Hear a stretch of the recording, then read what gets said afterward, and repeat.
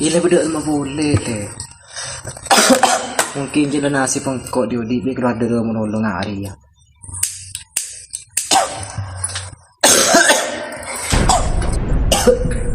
Duh, apa pun bro.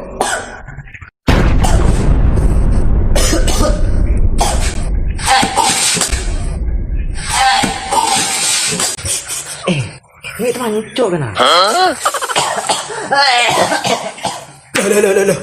Apa pun bro? Ada apa pun bro? Bro. Duh, bro.